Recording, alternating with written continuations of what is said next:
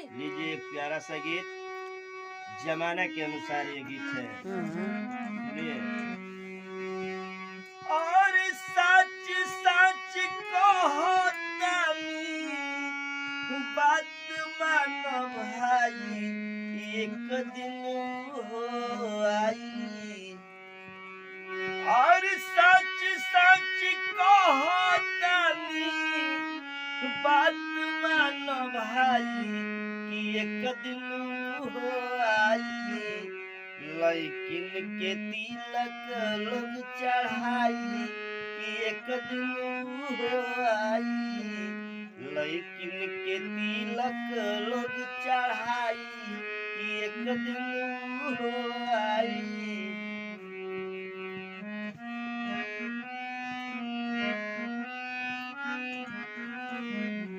अतने ना